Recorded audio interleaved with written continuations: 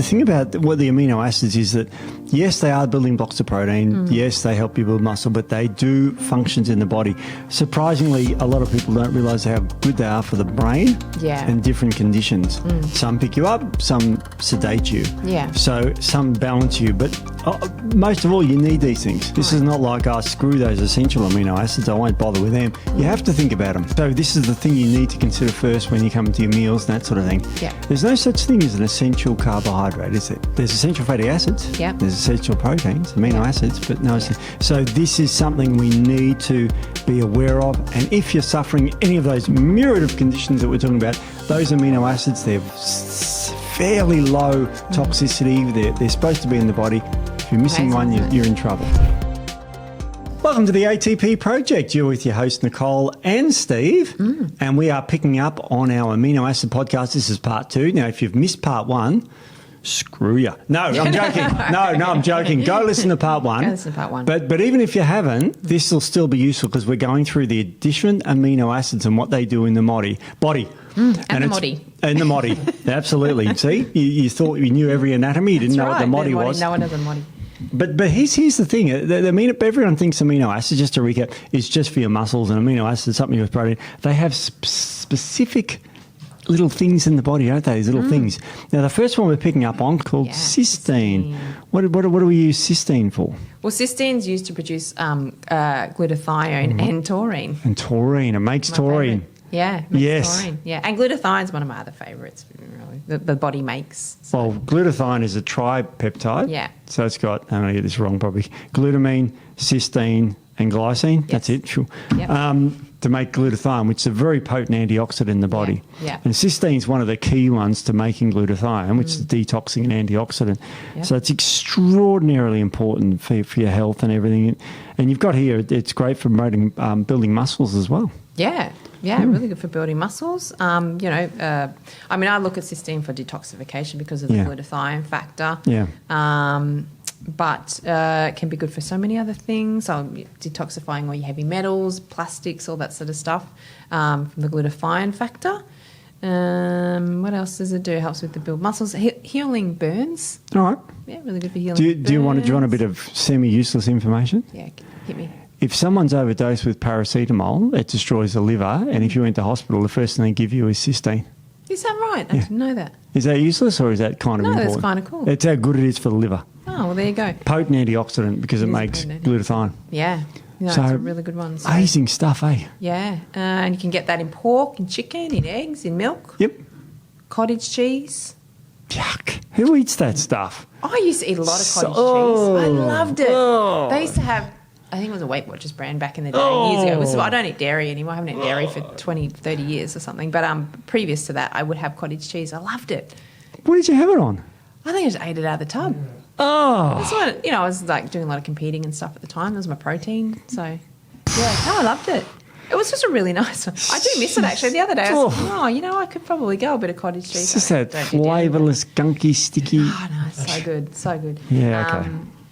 Anyway, yeah, so if you're vegetarian or vegan, garlic, canola, onions, consume more of that. Cool. So 200 to 600 milligrams a couple of times a day, roughly. Yep. So that's cysteine and N-acetylcysteine. I think that's the one they give in hospitals, actually, the acetylised form. So NAC, we use NAC, N-acetylcysteine, a lot in clinic, a lot. I use it quite a bit. So, again, it's a precursor to glutathione. It's really, really good for so many different things. It's very good for, obviously, liver detoxification. It's mucolytic as well, so really good when there's had a lot of the viruses that were around a few years ago. Right. And was it getting people in the lungs? Very good for that. So using it in NAC for that. But for anxiety, highly anti-inflammatory. Very. Use it a lot for hormonal imbalances as well. So NAC is amazing. And you correctly got here, it's great for heavy metal overload, arsenic, lead, cadmium, mercury, copper excess. Really good. Really important. And that's because it's a sulfur-based amino acid. Now, I'll tell you a story from when I was at the day in the chemist. If somebody like we were pretty stupid when it came to chemicals. We weren't, we didn't really care. Not a lot of safety. No, not. I was 18 and I was in the lab. I got my first year of chemistry at uni, so you knew everything. Yeah. You did. Of course, yeah. It's like, screw this. Hey, 18-year-olds know everything, don't they? Can I tell you something stupid we used to do? We used to Tell put a drop of hydrochloric acid or nitric acid on our skin, and me and my mate in the lab, Kai, his name was, and we used to put a drop on there, and the last one to put it under the tap would win. Oh, I know. And do you know which was the quickest thing to get under the tap? Was caustic soda. That was the worst. That's the stuff we tipped down the drains. Okay. But that used to burn your skin so But you never quick. put it on your skin. No, don't and do children, it. Only listening. stupid idiots like us did No that. one does that, We no. did it so people at home wouldn't do it. Yeah, I won a few Did you times. win? Yeah. I won a few times Yeah, that because means- you're 18. Yeah. No, you you know. can't be the first one out. But when someone spilled mercury, even a little thermometer that has the mercury in it, if you spilled that, everyone would bolt out of the lab. I'd be out there. Oh, you'd be out of there. And you come back in with breathing apparatus, and you know what you put on the mercury to clean it up? Wait, I do remember you saying this another Yeah, one. I'm going to say bicarb, but I know it's not. not bicarb. Sulfur. Oh, sulfur, that's Yeah. right. Yeah. And that's because sulfur would bind so strongly with heavy metals. Yeah. And N-acetylcysteine is a sulfur-based amino acid which binds to... Gee, the answer was right in front of me. Yeah, it is. So we used to put straight sulfur on there, Yeah. which is, a yellowish... Stinky stuff. Yeah, well, if it reacted with acid, it would form H2S gas or hydrogen sulfide gas, which was otherwise known as rotten egg gas. Well, that's some people have gas and it Yep. smells like rotten eggs. It and is. They've got high hydrogen sulfide producing bacteria in their guts, Steve. Can I tell you another stupid thing I used to do in chemistry? We used to get me. zinc and cut it up in sulfuric acid, and zinc would bubble away and give off hydrogen sulfide gas. And we get an ice cream container, put the sulfuric acid, cut up zinc, put it in there, leave the room. Like fart gas. It Bomb. would stink, absolutely stink. And you know those? Do you ever watch Shami and all those crazy guys on YouTube where they have those fart bombs? No. Oh, I've got to show you later. I have- And I have a job. they crack them up. Yeah, I just, and a fart bomb, and they crack them and then throw them at someone. It explodes and gives, it just pops. wow, okay. And then the gas is hydrogen sulfide gas. Oh, there you go. And it smells literally like rotten eggs and meaver and gag. Oh, nice. Oh, I've got to show you that later. Yeah, I can't wait. So that's sulfur based. That's sulfur, Yeah. and that's sulfur's found in garlic and eggs and Yeah. all sorts of things like that. So it's very good. Really important for detox sulfur. Now it's really great for that. But what I found really interesting about these notes is it's great for your mental health as well. Really good for mental health. Yeah. So, like I said, depression, anxiety can Yeah. be kind of good for that. Bipolar disorders, showing it can be quite positive for that as well. Traumatic brain injuries, Oh as yeah, well, which are not uncommon. So, Oh. a traumatic brain injury can happen. You could fall off, slip over on the ice or something, or if you're skiing and hit your head, and not even hard, and it can still cause an injury. So, absolutely. Or you can play football. we can play football, yeah. Like AFL football, you used to sling people to the ground. You get thump into the ground. Well, I mean, a lot of them are, a lot of the older footy players now are having a lot of neurological issues, aren't they? yeah. Memory issues and things like that. So, with people with traumatic brain injuries, can Yep. improve memory. So if they have memory loss, helps to control dizziness. So anything so neurological can be very good for that as well. Alzheimer's and Parkinson's disease. Again. Yeah, so it helps protect the neurons from damage and degeneration in the brain. So, Jeez. yeah, COPD, so chronic obstructive pulmonary disease, cystic fibrosis. God, I got a friend's father who's got COPD. Yeah, I've got a friend's father who's got COPD. Is it the same person? Don't No. think so. No, yeah, I do too. It's Yeah, not an that's uncommon quite thing. scary. Yeah, because it's mucolytic, so it's very Yeah. good for that. Mucus and that sort of thing. And there is a lot of evidence around it as being chemoprotective as well. Oh, yeah. So great adjunct therapy if you're on Yeah. chemotherapy. Yeah. Even things like methotrexate is a chemotherapeutic drug. Yep. Wow. Protects the Yeah. liver too. Jeez. So it's really Good good. So stuff. I mean, I usually dose it. It depends what you're dosing it for, but I usually dose it around about between 900 and 1800 milligrams twice a day. Okay. Yeah. Good one. So, yeah. Another amino acid.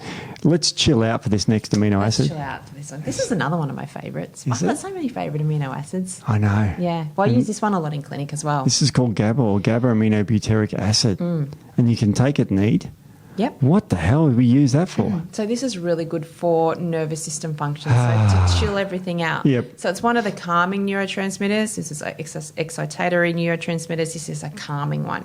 So it's really good for people who have a lot of anxiety, hyperstimulated in that sympathetic nervous system sort of dominance a lot of the time.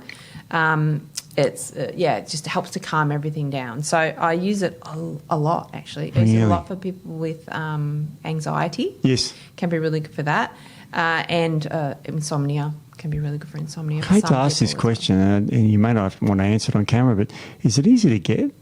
Yeah. It used to be restricted. Oh, no. Sorry. No, it's not easy to get. In Australia, it's a compounded product. Oh, I thought Which means that you can't actually buy it off the shelf in Australia. But no, I can prescribe it. Obviously, we can prescribe it as practitioners. We prescribe a powder. But yes, you're right. It is. It's a listed product. So the TGA. So you can't actually. But you can get online. You can get anything online these days. So, but no. I'll tell you something off camera later. What you can get online. That's anyway. Oh, okay. I'll have to tell you later. It's a little bit of a concern, really. Oh. So this is a beautiful calming one and really good. And GABA, so let's say you went to the doctor and they gave you Valium. Valium activates your GABA receptors because it's a benzodiazepine, which is a sedating sleeping tablet. So what this is a natural way to stimulate the GABA receptors because it is GABA. It is GABA, yeah. It's actually funny, that, isn't it? Yeah, and there's no side effects like you can get with some of those benzos. Well, the benzos have got some terrible side effects, of course, and some of them, of course, they're mildly addictive. You become reliant on them. Yeah. And if you take them for too long, you get rebound insomnia. Yep. So you can't sleep without them, which is a real problem. Yeah, I've had clients in the past that have unfortunately become addicted to them through no fault of their own. No, and they also become resistant to them. Yeah. So you need more and more of it and everything. That's right. You got to remember, as far as sleeping tablets go, there's a long history of sleeping tablets, and these are the safer of the ones that were bad, like the barbiturates in the olden days. They would, you overdosed on those, you could die. Yeah. You just die. Well, it's a bad side effect, isn't it? It's just a little bit. But the newer ones are slightly safer, so people have unfortunately overdosed on these. They don't usually die. But still, just not something you want to get mixed up with. No. And we know the side effects of, you've seen those stars that are on Stilnox. And there's one. Oh, yeah, that was Australian. There was an Australian. We can talk about because it was on the news. Yeah. Grant Hackett was, and I knew him years and years ago. I knew his brother, Craig, also. But, he was a great guitarist, Grant. But he got terribly addicted to these. And because you can see the attraction. You can't sleep. You take one of these and you will go to sleep. Yeah. There's no ifs or buts about it. I've taken them before. They're incredibly beneficial. And they're tempting to go, I want to go to sleep now. I'll take one of those. Yeah. And because they're short acting, but also people were having vivid dreams now, or doing things at night. They were already. One of Beck's friends who works at the hospital, I won't mention her name, but got up and ordered a whole lot of food while she was taking Stilnox. Oh, really? Like sleepwalked. Oh, wow. So what sort of food was it? Good food? No, it was takeaway food. Oh, no, that's what I mean. But, she suffered horrendously with this because she was a shift worker at the hospital. Oh, see, right. That's difficult, isn't it, right there? And then they have so many sleep issues with, obviously, shift workers. Well, what else do you do? I mean, you come home at 7 a.m. in the morning from your shift and you want to go to sleep. Yeah. So you have to. But a lot of people take sleeping tablets. Yeah, and definitely in those instances. So GABA's this alternative that is actually quite relaxing and really a possible alternative to these things. Yeah. It's just something you can look into. Yeah. There's another really cool little connection with GABA as well, a little side benefit that some people can see is improvements in their gut symptoms. Oh, right.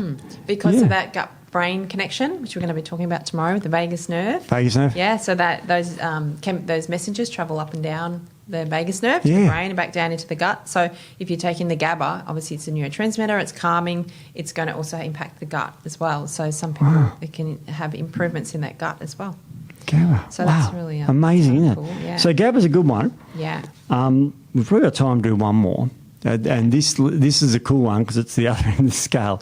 Glutamine. Yes. What do we take glutamine? Now, this is a huge favourite one. So what is it? Tell us quickly about it. Well, I mean, glutamine, obviously everyone knows a lot. I mean, you assume most people know it's very good for the gut. So it's very good for gut healing. It heals the here's the cells of the gut. Yeah, they're enterocytes. They're the inside of the gut. Yeah, it must be lunchtime. So it's really good for that. Good for the lungs as well, the brain. Yeah. So, and obviously a little bit muscle gain. I mean, that's not what I would ever primarily use it for, but it has a lot of really good benefits in the gym as well. Yeah. But yeah, I use it for gut a lot. But you've got to be a little bit careful because it can metabolize into glutamate in some people. Which and glutamate's excitatory. So some people may not react well to it.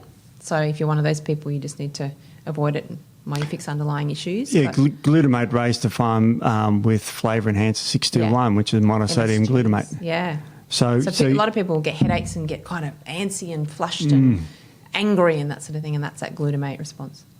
Which is great in the gym. Well, that's true, I suppose. So it's also used for moodiness, irritability, anxiety, insomnia again. ADHD. ADHD. For that as well.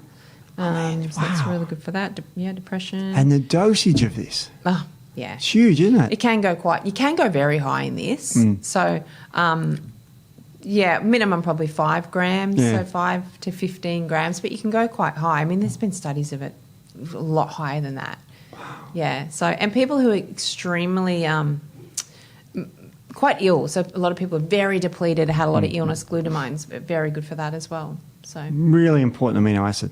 Yeah. And great. It's found in the muscles, so it's a really, you see a lot of bodybuilders taking it. Yeah. But it's also very high in whey and collagen protein. So if you're on those, you can look at the glutamine content in those. Yeah. Yeah. It's a So good how one. would you use it? Would you use that as a pre-workout or a post-workout? Post. Sorry?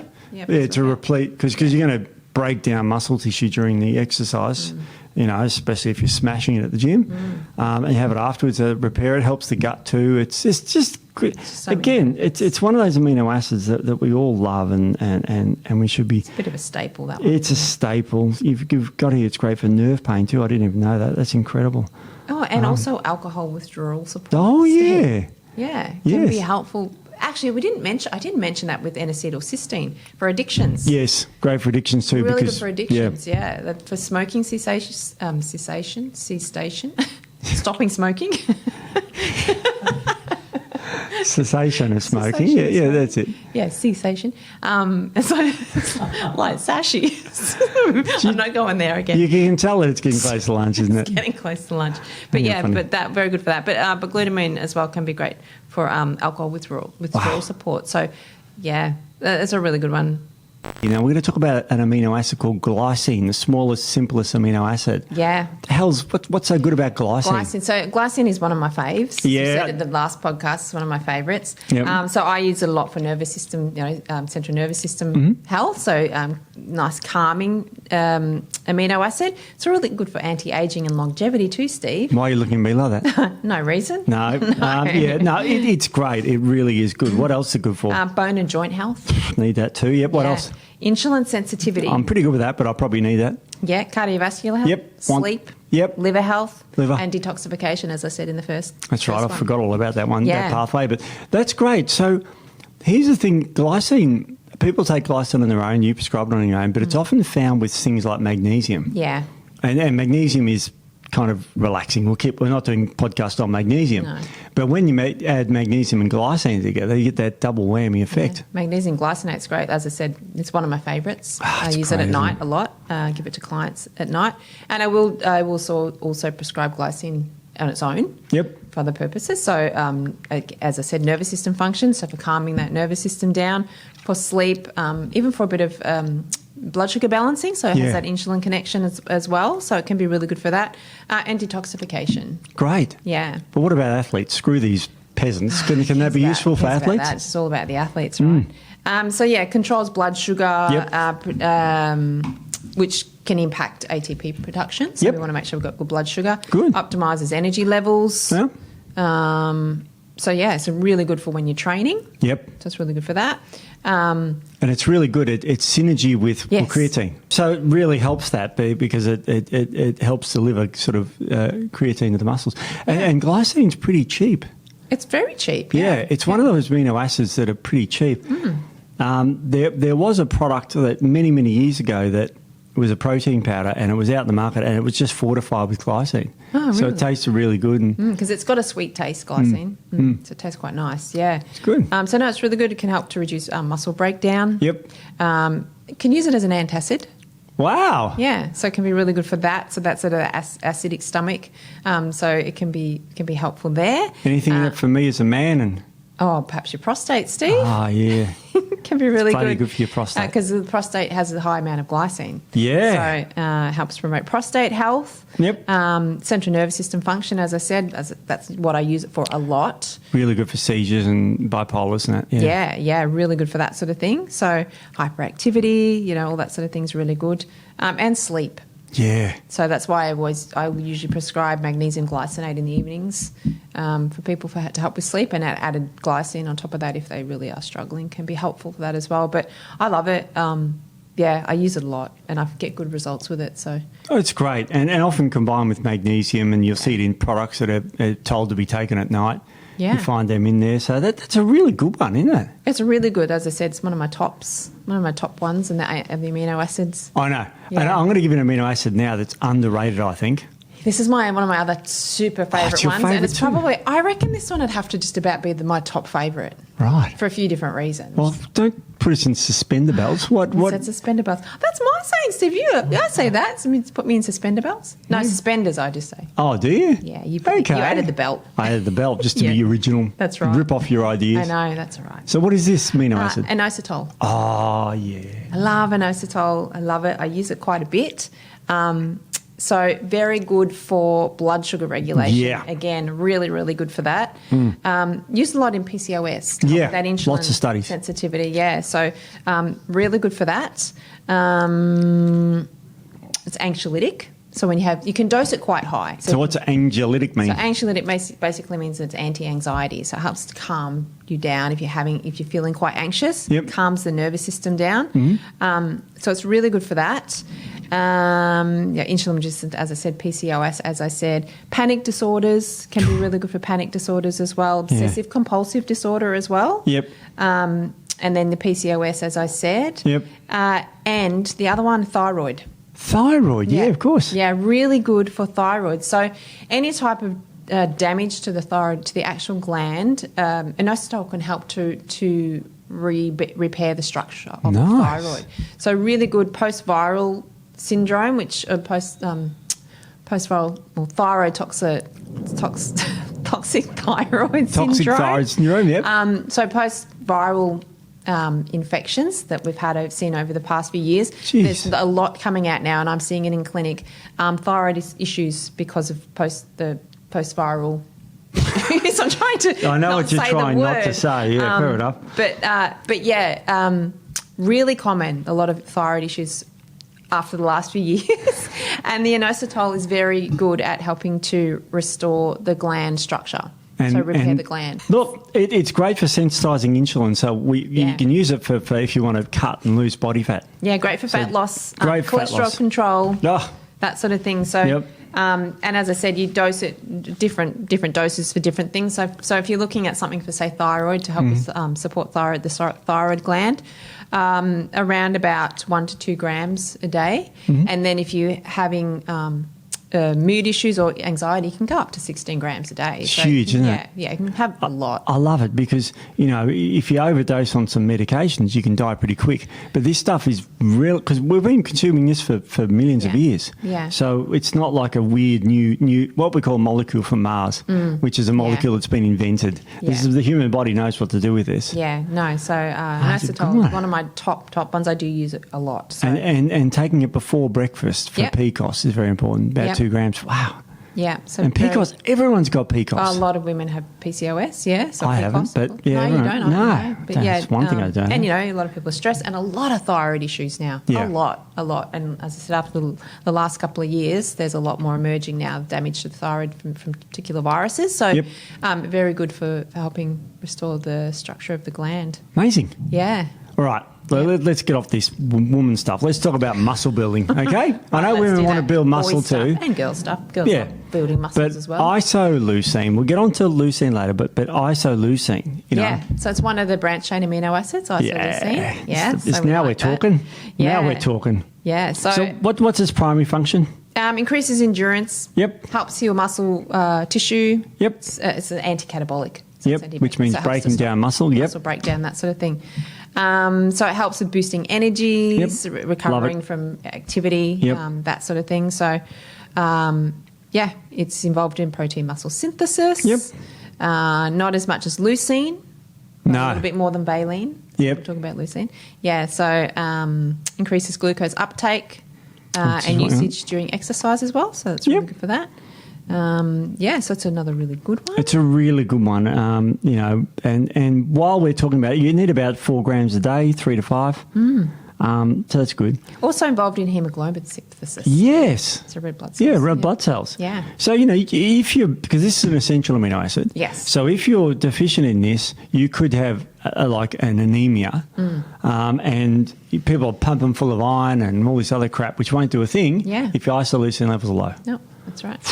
Amazing. Exactly right. So we've talked about isoleucine. What about leucine? So we all know leucine. It's one of the best, one of the favourites, isn't it? Geez, we love it. Yeah. It's you see it everywhere, and you see the active metabolite of it, the HMB and all this sort of stuff. We'll get to that, but leucine, this is like. And when people have the 2,1,1 branched-chain amino acids, it's 2-leucine. Yeah, so it's a primary BCA. They love leucine. It was discovered in 1819. Yes, from cheese. There you go. There you go. It's amazing. Yeah. All right. So let's have a look. What does it do? What does it do in the body? So it activates mTOR. Okay, that's mammalian. I beat you to it, Steve. Yeah, go for it. You say it. It's mammalian target of rapamycin. Complex 1, yep. Because there's complex 2 as well, but this is the one, absolutely. Yeah, so that we all know about that pathway, helps to promote muscle growth. Yep. So that's a really good one for that. Really good one, but you don't want too much mTOR. No. Because it can lead to acne and a few other things, and also cancer. Growth, yeah. So it's a growth pathway, as we talked about in the past. You want to have a little bit of growth and then a little bit of repair. So a bit of mTOR, a bit of AMP-K, sort of bit of a seesaw there. Absolutely. Yeah. It stimulates release of insulin from the pancreas. Now that's stimulates important. Glucose uptake, right, for energy. Yeah. Now, stimulating insulin release, everyone thinks, that's bad. But insulin actually is an anabolic hormone. Yeah. So this is a real anabolic amino acid. Well, that's why having something high carbohydrate post-workout is actually very good for you. Like, you don't need to avoid that sort of thing. And insulin, like everything else in the body, has its beneficial roles. So it's just when your body becomes resistant to it that it becomes a problem. I mean, leucine, what a cool amino acid. Again, it's essential. Yep. So, and it's found in animal products. So for vegetarians, you want to be a bit careful about being too low in this stuff, eh? Yeah. We did the protein podcast that's come out recently. We talked about leucine and how vegetarians or vegans, plant-based eaters can get around that as much as they can. Wow. Yeah, so leucine's really good. Yeah. Really important. Okay, so let's say I've got herpes. Are there any... Oh, wow. So hang on a minute. We're still doing the podcast, so we're chatting now. Oh, shit. I thought the cameras were off. Oh, dear. Well, we have to talk about herpes. Well, I'll tell you what. I think probably 60% of the population has herpes. Yeah. And a lot of people don't know they've had it because a lot of people have never had symptoms, and that's why it's so prevalent, because they don't know they have it, so they're passing it on. Yeah. So it's really, really common. So our next amino acid, I think people probably know where we're heading here. Well, some people might. Well, some people not. No, lysine. Lysine. Yeah. Really good for helping to suppress that herpes replication. So, but it actually has some other really cool benefits as well. I'll tell you what, we'd know if we had herpes because we just had so much arginine out there before. We had some nuts and they're super high in arginine. Yeah. and other amino acids, but arginine in particular. So leucine sort of counteracts that. Yeah. See, I take, so does lysine. Yes. Oh, sorry, lysine. Yeah. I actually take lysine every day. Do you? But not for herpes. I take it for, I'll tell you why I take it. Do we have to edit that? Why do you take it? It's very good for bones. Ah. Yeah. I didn't know that. Yeah, really good for bones. Wow. So helping with absorption of calcium.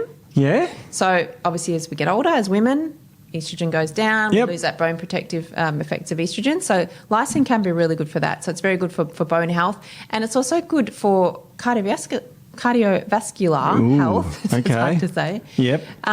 Because it takes build-up of calcium from the arteries and takes it out. Of course. And it's very good for reducing lipoprotein A plaques. Okay. Yeah. Now there's a couple of things to unpack there. Lipoprotein A is a really bad LDL cholesterol. Yeah. Very bad one. Yeah. It's one of the real bad ones. LDL cholesterol could be good or bad. It could be big, fluffy LDL or large particle, or it could be small particle. Exactly. And the small particles are the worst. And you also mentioned calcium in the arteries. If you wanted to get a test done, I did a test about 10 years ago now of a calcium score of my arteries. When my mother had a heart attack, survived. My dad's had a heart attack. Both had stents and all that. Three of my four grandparents died of heart attacks. So it was like, well, it runs in the family. But if it turns out it doesn't, because my arteries are super clean. Yeah. It's what do they say? Heart disease doesn't run in the family. No one runs in your family. You know, so I run. So very good for your heart. But that's interesting, isn't it? How it takes calcium and regulates it. Like silica in the old days, we were told silica regulates calcium. Yeah.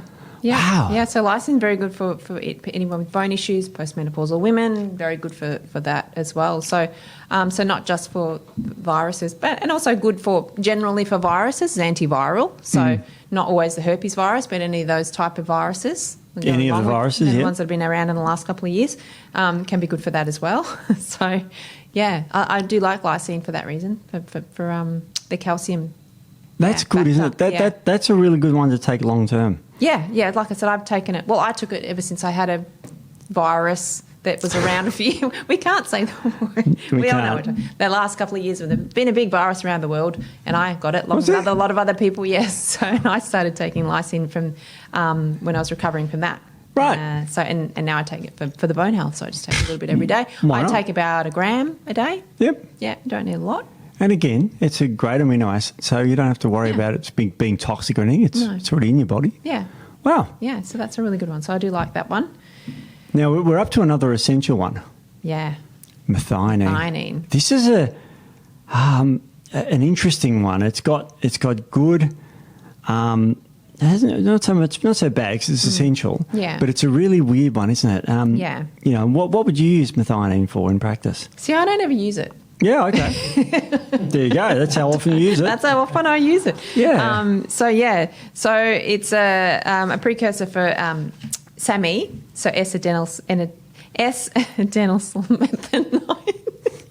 S-adenosylmethionine. SAMe, it's pretty SAMe. simple. So SAMe, cysteine, glutathione, taurine, and sulfate. And Yep. Sorry, banged. It's a great sulfur-based amino acid. Yeah. In the olden days, we used to drink a liquid, and when I was doing naturopathy college, and it was a liver detoxifying thing. It had choline and methionine in it with other stuff. Can't remember, some B vitamins, and we'd drink it, and oh my God, you'd get the shit. Well, I mean, yes, because methionine is one of the amino acids that's needed in phase 2 liver detox. Yeah. Liver detox. So methionine, as we said before, cysteine, and then your B vitamins as well. So this is very important for phase 2 detoxification. Ah, so it's a real detoxer, isn't it? Yeah, really a real detoxer. So, yeah, you want to just be a little bit cautious of it because it can increase homocysteine levels. Yeah, it's a precursor. And this is where the caution comes in now. Homocysteine's an amino acid that is made from methionine. And so if your B vitamins are crappy, the active Bs, then it can go into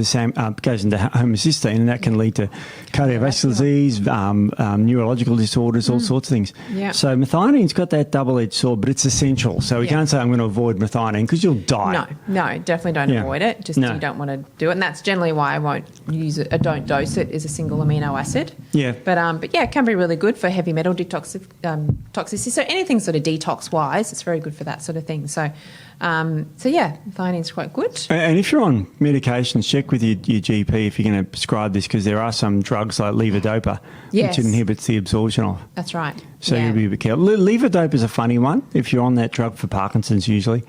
Levodopa is also found in beans naturally. You remember that movie Awakenings? Yes. Robin Williams? That's right, yeah. That was about levodopa. Oh, yeah, that's right.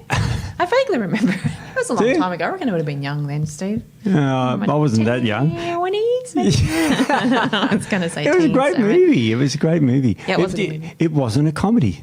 No. And it had Robin Williams in it. Yeah, he did a couple of darkish type movies, didn't Well, this was a darkish type movie, because I won't say how it ends because people might want to watch it, but Levodopa, well, can I say how it ends? No, probably shouldn't. No, No, maybe don't. But it's got a very interesting ending and a very interesting storyline. It's all about levodopa. Levodopa was discovered in 1969, the year I was born. There you go. It's first talked about. Yeah, great year. In the summer of 69. I won't sing till the next podcast I'm going to sing in, I'll tell you that for sure. No. Okay, Don't worry, there's a strong link there. All right, so we've got methionine there. I will say that if you are taking methionine for any other reason, you're worried about the homocysteine, you can kind of counter that a little bit by taking B12s, folates, taurine as well. So that sort of helps with that methyl donors. So, All right. Moving on to the next one. LMNO. Ornithine. Ornithine, yeah. Now we're talking things for my big rippling muscles. What does ornithine do? So it's involved in the urea cycle. The urea cycle? Urea cycle, along with arginine and citrulline. Yeah. So they help to reduce elevated ammonia levels in the body. Yeah. Ammonia is a toxic byproduct, and you can see it in your skin. A lot of people, if they eat extraordinary amounts of protein, like the Ronnie Colemans of the world, would get this odour about them because they've just got so much urea in there, and the uric acid's super high. Yeah. Uric acid also leads, if it settles in your joints, to gout. Yes. So you may have heard of it. You may have heard of the drug Xylopram, which stops that cycle and all that sort of stuff. But yeah, uric acid cycle, very important in your body. You need it. And urea. So interestingly, you probably could use ornithine. Urea, if you've got high urea on your bloods, that can obviously indicate high protein intake and also indicate some sort of bacterial infections such as H. pylori. Mine's always pretty high. Well, yours is probably protein, Steve. Mine's always high. See how many nuts I just ate? I know. I can feel it in my guts. I was, protein. Yeah. But high urea can indicate H. pylori or some other sort of urea-loving bacteria. So, so that's always something to look at. But let's get on the fun stuff. That's something with growth hormone. Come on. Growth hormone. Let's get muscle. Hormones. All right. So yes, it does stimulate growth hormone when you pair it with arginine. Mm-hmm. So it has anti-fatiguing effects. Yep. probably should have some because I'm fatigued. Anti-fatigue. Anti-fatigue? Is that what you're trying to say? Okay. If anyone watched last week's one, they'll know that we're actually recording on the same day because we're still not right there, are we? Yeah, because I'm not right there. They can tell by your arms have still been attacked by a dog. They've still been attacked by the dog, I know, and I'm hiding them. Yeah. I didn't get attacked by a dog if you didn't listen to last week's, no. You got viciously attacked. My 9-week-old puppy. Yeah, he's teething, that's all. Oh, right. It's a German Shepherd. They're aggressive killer dogs. Aggressive. If anyone has a German Shepherd, they know they're the biggest babies. You see one ever. and they come up to your jugular vein and rip it apart. They don't. They're babies. But anyway, yes. Anti-fatigue effects, mate, Steve. Okay. And increases efficiency of energy consumption. Great. So it's good for energy. So when you're really tired, reckon we should go get some right now. Yeah, if you're tired from staying up with the dog all night. The dog all night, yeah. So I don't have kids, and now I know why. Cause you've kind of got one now, haven't you? I've got one now. It is literally. I'm sorry for all the mothers out there that have children. It's probably nothing like having a baby, but to me, I'm up every 2 hours. Having a dog would be much harder, wouldn't it? I feel like it. No, I'm sure it's nowhere near as hard. Emails, but I'm not a parent, so I'm not a parent. That's why I said such a stupid comment. So it's good for your parasite cleaning. So obviously, as I said, with like H. pylori and things like that. I'm not saying that it can eliminate H. pylori, but it can be probably effective in the treatment of with other things as well. Great for wound healing as well. Yeah, you need that. Yep. So for dosing. 3 to 6 grams for athletes. Parasites, 1 to 3 grams at night, because that's when parasites are most active. They come out, they do. Yeah. Don't want to go too high because it can cause a bit of digestive distress if you have too much of it. So, yeah. So I mean, it's incredible. What an amazing... It's such an underrated amino acid. Yeah, I mean, you don't really see it around much. You don't really hear about it much. But everyone's got parasites and everyone wants more muscles. Well, yeah, probably not everyone's got parasites, but maybe some people have parasites. Something, yeah. And a lot of, well, look, H. pylori, though it's not a parasite as such, it's a bacterial infection. It's very common. It's very, very heavily associated with gastric ulcers. Yes. And they treat it with triple antibiotic or double antibiotic plus an antacid, which there's better ways. But anyway, it's not a podcast for that. Also, thyroid conditions. Oh, really? Yeah, correlated with thyroid conditions, much more high prevalence of thyroid issues in people who have H. pylori. Huh. There you go. Because it obviously shuts down that acid production, which then causes malabsorption, which then causes nutrient deficiencies, which then causes inflammation, which then can affect the thyroid. I didn't think of that. Yeah. God, we've got you here not just for your looks, eh? Well, hopefully that's not, because I'm relying on that, we're in trouble. Oh, don't say that. Did someone say that you look like Snow White? Yeah, someone did say I look like Snow White, but they were also about 12 years old. But isn't that cute? Let's put that into context. Isn't that and I was cute? about 100 metres away as well. No, he walked within a few metres. Oh, okay. No, that's good, Snow White. Yeah, so now when you bring my apple every day, it means it's got a different connotation now. It's funny. Just waiting to bite into it and be knocked out. Actually, let's know. What are you saying about me? What are you saying? My wife listens to this podcast. That's not what I meant. Holy mackerel. mackerel. When you're tired, you forget what you're saying until you've said it. Why are you and tired? Because you've had some rohypnol in your apple? Because I have a puppy.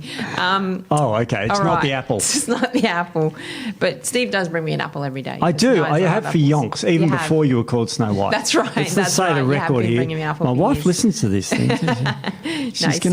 Steve's the generous person he always brings treats for everybody. Yeah. I remember years ago, I used to bring all the girls like brownies and all that. And then you'd walk in with tuna and crackers for me because they wouldn't eat the chocolate. Well, just macadamias now for you. Now just macadamias, yeah. And Matt and I eat the nuts and you just eat the macadamias out of it. It's quite hilarious. Yeah, anyway.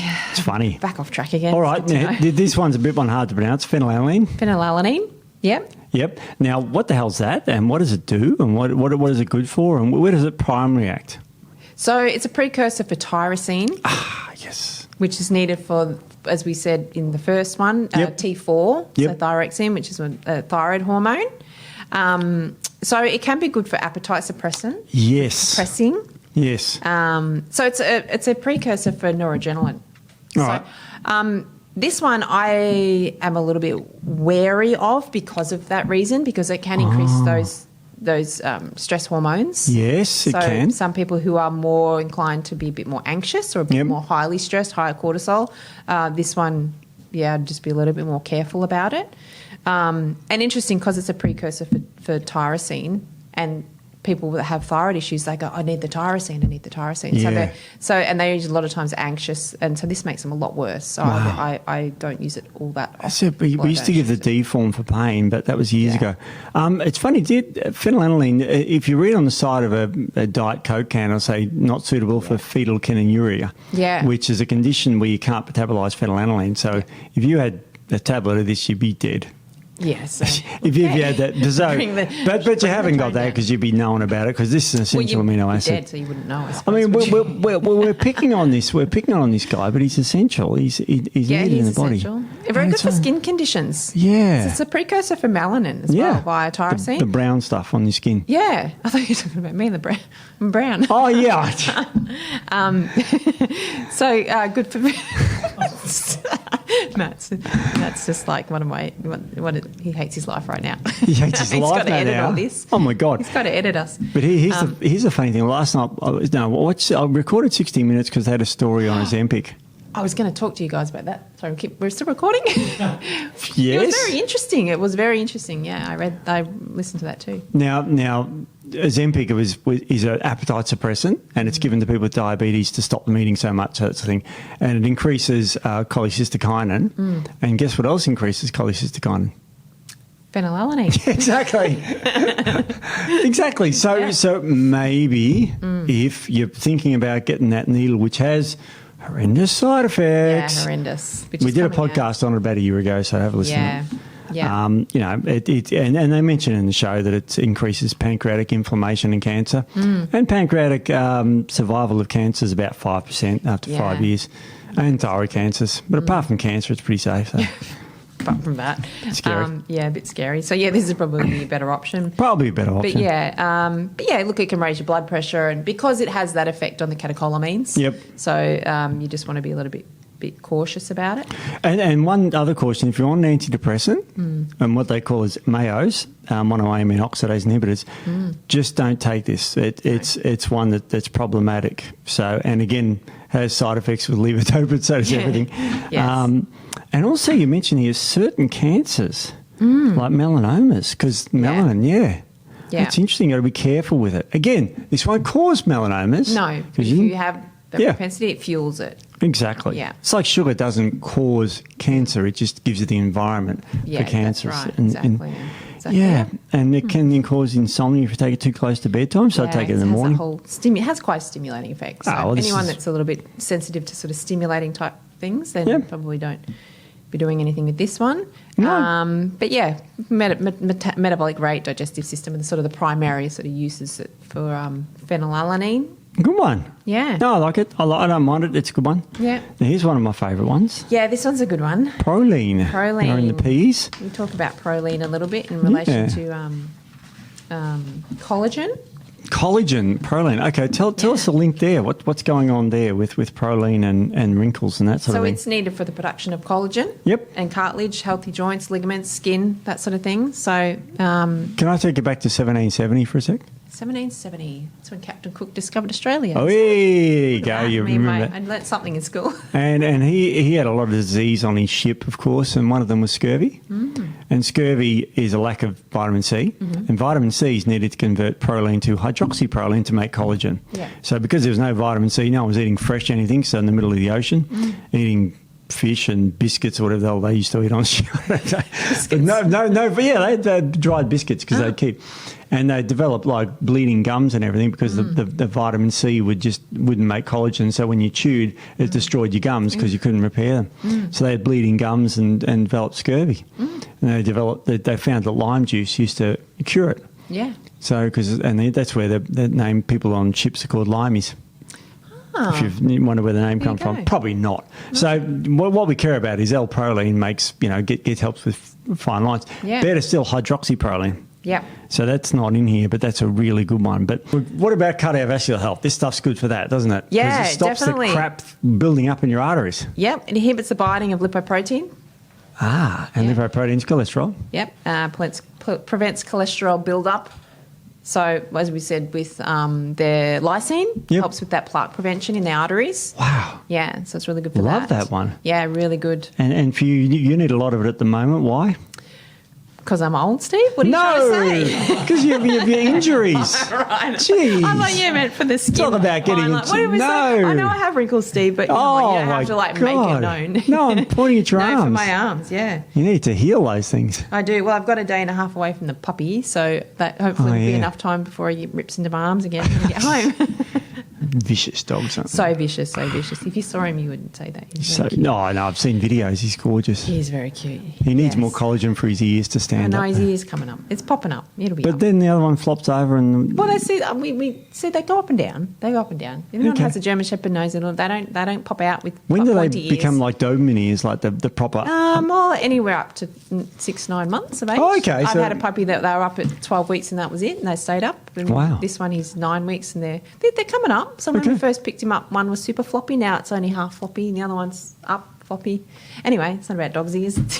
I think it is. It's gorgeous. It is. Anyway, so wound healing, yes, you are right. Very, very, very good for that, obviously. So it helps with the and it'll help with your wrinkles too, of course. Help with my wrinkles, thanks, Steve. Geez, Thanks terrible. Yeah, thank you. All right, you. now here's one of your favourites. Here's one of my other favourites. Taurine. Tell us just... I use taurine a lot in clinic as well. It's anti-inflammatory. It's very good for cardiovascular health. It's an antioxidant, very good for detoxification, for liver. And even nervous system as well. Yeah. Yeah. Relaxing. So, really, really good one. Bile. bile, so that's sulfur, so that bile production and bile flow. So really good for that. People that have issues with gallbladder insufficiency or bile insufficiency. Wow. Yeah, so really good for that. Yeah. As I said, for nervous system function, high blood pressure, really good for that. And so what if we've got something like high homocysteine then? Yes, it's very good for reducing high homocysteine levels as well. So if your homocysteine levels are high, obviously along with your B vitamins, folate, B12s, B6, B2. Is it any good for preventing diseases like diabetes? Yes, it is. It is very good for that, actually, Steve. There you go. Yes, it protects type diabetes and helps to prevent the onset of type 2 diabetes. Obviously, there's lifestyle and dietary factors involved there. You can't just take taurine and expect it to prevent that if you're having a poor lifestyle. But damn, I thought that was the magic bullet. Oh, well, yeah. It's always people are after that shit, eh? I know. If we could find the magic bullet, we'd be billionaires 10 times over, wouldn't we? All right, now, what's its relationship with GABA, Gamma-aminobutyric acid? Yeah, so it has very similar effects as GABA does. So it helps with that calming sort of effect in the brain. It's antidepressant and it has good sedating qualities as well. Okay. Yeah. So how much really generally should I take? So depending what you're taking it for, anxiety. I'd say roughly about 5 grams. Yeah. 5 gram daily. It's for anxiety, also for blood pressure as well. A lot of times you will see it paired with, I guess with practitioner products, and even other really good products that have magnesium in them. Magnesium, it's paired with magnesium a lot because obviously magnesium has very good effects on the cardiovascular system. So if you can a lot of times have taurine in there as well. So good little complexes. A magnesium formula I did 1 billion years ago had magnesium and taurine in it with a few other things. Yeah, and I was using that product for a long time. So it's a very good product. We won't mention the name. We won't mention the name. No, but, it's a good one. Yeah, it's really good. As I said, I use it a lot, and I have it in a lot of products that I use as well. So very good, great for high blood pressure, which a lot of people have. Oh, heaps of people have. A lot of stress. Yeah. And it's called the silent killer because you don't know you've got it. No. And you might be getting diffuse headaches or something, but get your bloody blood pressure checked. Yeah. You know, really, this is nothing to do with amino acids, but this is a simple test you can do. It's non-invasive, takes 5 seconds. Every pharmacy's probably got a blood pressure machine. But if you buy them for cheap, $50 something. I've got one for $50. Yeah, I've got one at home. Yeah. I used to use the old one for the pump up mercury. Oh, yeah. We had to learn on those ones in college, but no, I use the automatic ones. I like those ones. Do you? Yeah, no. I never use them because I don't even know if they exist anymore. I probably don't. Oh, I don't know, maybe. The automatic ones. Beck in the hospital, she just does the automatic ones. Just press the button and pumps and they're cheap. You can have, like I said, I had one when I had a physical clinic. I don't have face-to-face anymore, but I had one for then. So, if you're having blood pressure issues, it's a good idea to have one because you can monitor your blood pressure and see if things like these are working. If you're taking some taurine. Yeah. And magnesium is my favourite. Magnesium, really good, for helping to lower blood cholesterol. Blood pressure. I was going to say, we talking about cholesterol. Yeah. Absolutely. Yeah, so taurine's really good, one of my faves. L-theanine, Nick. This is one of my favourites because it helps you sleep. Now, you've had trouble sleeping lately, haven't you? Just off camera, you've been saying you've been, getting up every 2 hours. Yeah. And your mind's been active because you've got a little puppy. I got a little puppy, so we're toilet training him. So, That's funny. so we're into part 3 of this and people don't know because I had to keep stopping because I'm deliriously tired. Just tell them magic of television, perfect. Magic of audio, it's audio. Yeah. One big take it's been. There's been no editing at all. I know. So, I'm a little bit sleep deprived is why that's probably gone a bit sideways. But that's all right. Let's say you're seeing a client with sleep and they can't get their mind off. They've got it, mind's too active. What do you give them? This is what I need, Steve. I need some L-theanine.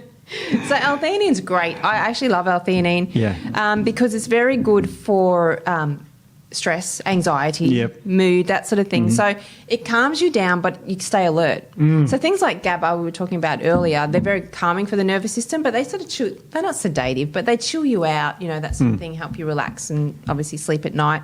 L-theanine's quite different. It calms the nervous system, but it doesn't make you feel like drowsy. So that's why I really like it. So, a lot of people would know L-theanine is found in green tea. Yep. And this is where it's a good example of you drink coffee, some people, and they might get the jitters or they might get a little bit racing heart or they feel quite adrenalised. So L-theanine has caffeine in it. green tea has caffeine in it. But caffeine? It's a caffeine. Caffeine. Oh, you've made up a new chemical now. This is what happens. This is sleep deprivation. It's funny. I love it. I love this, mate. This is so entertaining for me. So L-theanine. So green tea has caffeine in it, but you don't get those jitters. No. You don't get that feeling quite stimulated because the L-theanine calms it down. It helps reduce cortisol. So it's really good for that stress. But if throughout the day, if you're feeling quite stressed, but you still have to be functional, this is what this is. So really say you're really stressed and you have to drive 4 hours home. This would be a good one for you, wouldn't it? Wouldn't put you to sleep. And help you get through podcasts. Yeah, absolutely, it'd be amazing. No, it's a really good one. I love it because it does just settle the mind, but it's not sedating. Like as I said, I give you the Valium, you'll be sedated and sleepy and terribly. This just calms the mind. Yeah, no, it's really good. So it's perfect for that. So you generally can't get it in the diet. No, it's a tricky one to get, isn't it? You can get it in, good products. Some good products have it, products that are nice and relaxing. Yep. No, it's a good one. Yep. So I love that one. Now, speaking of relaxing, while we're on these and we're on the teas, tryptophan. Yeah. Now, I loved when you get your primary usage there for fat loss. I mean, tryptophan for fat loss. Because we have a lot of people who are, say, want to lose a few kilos or whatever. I mean, this is really interesting. And, of course, it's good for the mood. Yeah. It's a precursor for serotonin. But what do you use it for? So I use it for mood for a lot of times. And even with the fat loss, I guess there's the connection as being a precursor for the 5-HTP. Yep.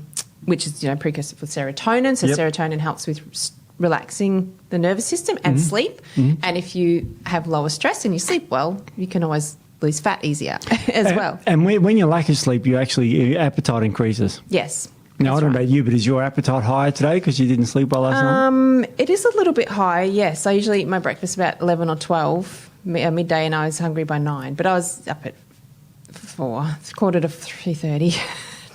I don't know. Quarter to 3:30. It was dark outside. I can't remember. It was a long day. But yes, it was a little bit high, my appetite generally. Yeah, so that's where you want to be more careful with your blood sugars because the high stress. But yes, mood disorders, PMT. Yep. It's not what I've got. That's what this is tryptophan can be good for. I thought you were talking about yourself. You said mood. Amino acids, Steve, not about me anymore. You just said mood disorders and PMT. I just thought you were referring to yourself. Yes. No. Tryptophan can be good for mood disorders, premenstrual tension, things like that, and then sleep issues, as we said. Skin issues, Steve. Yeah. It's a precursor to B3. Yep, niacinamide. So good for dermatitis, things like that. So it can be really good for that sort of thing as well. I know. And then the weight loss side of things, it can help to decrease carbohydrate cravings. Yes. Yeah. You got to remember with carbohydrate. Say you crave sugar, like a lot of people do. Sugar, gets all your amino acids, shoves them into the muscles. Now, there's no tryptophan in your muscles or collagen, for example, and so tryptophan's left high in your bloodstream, it floods into your brain, you feel good. That's what we call comfort food. Yeah. And that's why people crave sugars all the time because they're trying to get that mood elevation. And, people eat badly, then just can't get out of eating badly. Yeah. It's a real syndrome for people. It can be, DSM-5, just the Diagnostic and Statistical Manual 5, which is the one that talks about mental health, they took out food cravings as a mental health thing. And it's like, you idiots. Yeah, that's and it's like they took a whole bunch of stuff out that's highly controversial, I won't mention here, that I disagree with. But I think this is a real mental health thing if you're craving. You got to remember, how many times you told someone to stop eating cake, sugars, you eat less carbohydrates, and they can't. No. Or won't. But they know they should stop. It's like smoking. People know that everyone who smokes knows they should stop, but they can't. Yeah. People eat junk food. They know they should stop, but they can't. And when, like kids who eat a lot of sweets, they say, don't eat all the sweets, kid. And the kid loves all the sweets and carbohydrates because they're addicted to it. It's really bad. Yeah. And, you can send an email saying you don't agree. I think this is a real brain thing, and I think it's very difficult when people get addicted to carbohydrates. Yeah, it definitely. Yeah, definitely. So tryptophan helps decrease those cravings. Yep. So that's really good. Another one that helps with alcohol withdrawal, so that craving as well. Yep. So that's really good for that. It's a good one. Now, if you're taking an antidepressant, speak to your doctor before taking tryptophan. Yes. We have restrictions in Australia for tryptophan. Yeah. It's a bit of a dodgy one. There's something called serotonin syndrome. Serotonin syndrome is when you get too much serotonin in your brain, and it can occur when people mix medications like usually SSRIs, selective serotonin reuptake inhibitors, and other types of, say, a classic one is a painkiller. Yeah. Like opioid painkillers.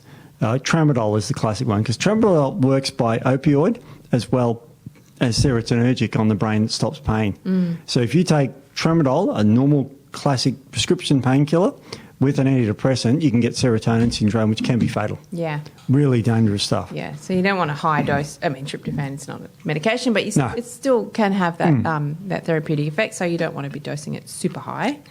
So yeah, there are a few cautions around tryptophan. I wouldn't be going out on your own and just dosing it. I'd be working with a professional that knows how to use it. Exactly. Properly. And if you're in Australia and you're lobbing off to the pharmacy to get this, you won't be able to. No. It's restricted. Yeah. It becomes a prescription drug over 100 milligrams. Yeah. Yet a turkey breast has about 1,000 milligrams in it. So it's an essential amino acid. It is. We need it. So it's not the worst thing on the earth. No. Now, speaking of moods, yes. Tyrosine. What's that good for? Moods. Yeah, there you go. Maybe it's good for moods. It's a really good one. Yeah, so this one, it's used to produce noradrenaline and dopamine. Dopamine, yeah. And so we've talked about serotonin, dopamine and noradrenaline, two other neurotransmitters, very good for the brain. So that's good. So I guess athletes can use it? Yeah, really good for athletes. So it boosts the brain's dopamine concentration. So very good for endurance athletes. Yep. So there's been a bit of research around, might help have an effect at high temperature. Yes. So I guess people, high temperature athletes. High temperature athletes. People training in high temperatures. That's more like it. Yeah, the people who work out in the sun. That'd be it. That's it. So they're also hot athletes. So there's also that too. Exactly. Obviously. Now speaking of cognitive function. Cognitive function, Steve. Good for that. Why am I reading this and thinking you need every amino acid under the sun? I know. I think I just need to sleep. That's funny, isn't it? Yeah. So tyrosine can also protect against effects of severe cold exposure on cognitive performance and memory. So athletes in cold, ones that maybe are doing snow marathons or something. Snow marathons? There's only ever been one recorded snow marathon, which was our former podcaster Dean Carninsis. There should be more, I feel like. Ran a marathon to the South Pole. There you go. I'm sure there's people that do things in the cold. There's cold water activities, cold weather. I used to live in Melbourne, so there's lots of cold weather down there. That's true. That was Try shit. running the tan in the middle of winter. Oh. Yeah, all those people in Melbourne. Anyone else won't know what the tan is, but it's shockingly cold in Melbourne sometimes in summer. It is, although not at the moment. It's also it's hot there at the moment, but it's also Melbourne. If you can get depressed too, does tyrosine help with that? Yeah. So it's really good for depression. Really? Okay. Wow. I didn't know that. It is, Steve. Yeah, because it's a precursor to dopamine. And? Yeah. And noradrenaline. That's right. That's right. And they're very good for depression. They're very good for depression. Oh, my God. It's funny. Yeah, now, it's different to some of the antidepressants like St. John's wort and that. It works a lot quicker, doesn't it? Yeah, it works a lot quicker. So St. John's wort can take a little while to kick in. But tyrosine works a lot quicker. Mm-hmm. So that's a benefit there. And also thyroid function. So tyrosine, people would associate that with thyroid. Low tyrosine levels can impact thyroid function, or production of T4. But there is a but. Be What's careful because not everyone with a thyroid condition has a tyrosine deficiency. No, I mean, could be iodine, could be anything else. Could be anything. Could be some sort of attack on the thyroid. Could be anything. So if you are doing tyrosine, if you have a thyroid issue and you're taking a supplement with tyrosine in it for your thyroid and you're finding you're a little bit anxious, a little bit sort of stimulated, a little bit not feeling great, I think tyrosine is probably not the best thing for you. So you want to be careful about that. All right. All right, Nick. Now, we've talked about leucine. We've talked about isoleucine. There's a third branch chain Yes. amino acid. What the hell's that one called? We're up to V, Steve. So Yes. valine. Valine, that's right. It's the third of the three branch chain amino acids. All right, now it's an essential one, obviously, so we need this stuff. It is the least important of all the three branch chains. It is. The body composition, that sort of thing. But yeah, so it's a little bit similar to leucine, Yep. a little bit more similar to leucine than isoleucine. Mm-hmm. Now, the way this one works in the body is that it stimulates insulin secretion. That's right. Which binds with growth hormone to form insulin like growth factor 1, which Yep. gives you big muscles. Yes. Like mine. That's right, exactly like Don't yours, laugh Steve. when I say that. No, it's just straight face. So it's really good. So great stuff. Now, it also is good for nervousness and insomnia as well. Yes, it is. I'm sure it is. I read somewhere. This is You read somewhere? branch chain amino acids. Did you know that? I didn't know that because I never know what you've got in your cup, Steve. And it's got half could be of anything. some collagen that's good for your skin. I won't say the product name because I won't be allowed to, but it's really good. So I'm on the branch chains. I'm on the drugs. There you go, you're on it. I'm on it. I'm on it. And it's good for insomnia, good for nervousness, really cognitive good for that. function as well. Yep. So there's another one I probably need right now. Yep, so do I. And good for your immune system. Yes, good for your immune system as well. So It's really good. so this one, as you said, it's an essential amino acid. Yep. Yeah. Where's it found in the diet then? Kidney beans. Leafy. See, the plant-based people love this because they've got a say in this one. Kidney beans, leafy vegetables, and then you can also get it from poultry and milk. Yep. Yeah. Good so, one. Yeah. So that sort of covers all bases. And that's it. We're up to V, Steve. That's it. And there's no other amino acids that come after V, is there? No. Isn't that amazing? Yeah. So we've done. I think there was a couple we didn't do, but we did most of the ones that we thought were really cool. We just run out of time. We got the cool ones done. Yeah. That's the main thing. We didn't have aspartame and all that crap. But the thing about what the amino acids is that yes, they are building blocks of protein. Yes, they help you build muscle, but they do functions in the body. Surprisingly, a lot of people don't realise how good they are for the brain. Yeah. And different conditions.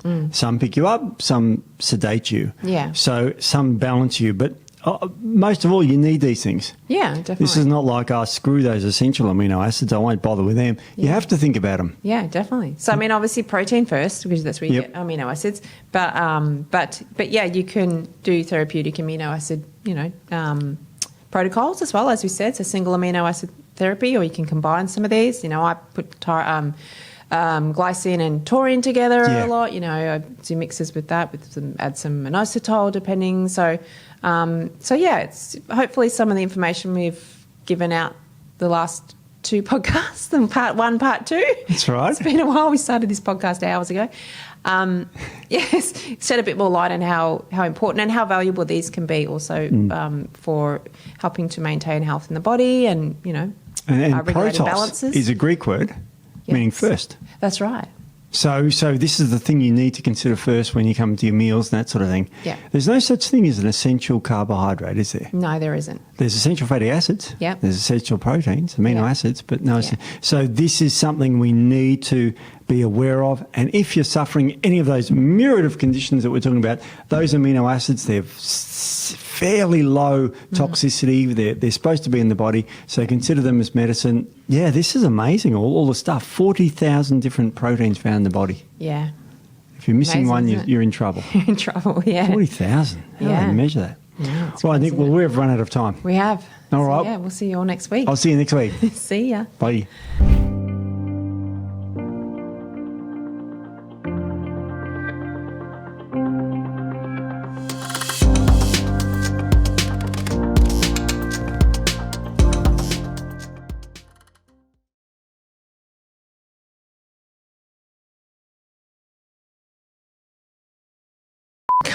What? I'm not sure. Oh, yeah, athletic performance. Okay, that's good. All right. Okay. Yeah, tell me again, athletic. Yeah. What? Okay. So we've got this. You've got high cholesterol. You've got fats. He keeps talking. I'm like, we have to cut that bit out. All right, sorry, go again. No, it's all right. We've moved on. Just Okay. get that on there. Wow. Can we just get through this, please? She's going to fall asleep on the table. This has become a marathon. Holy shit. I'm trying to lead her into it. Yeah, it's hard. The two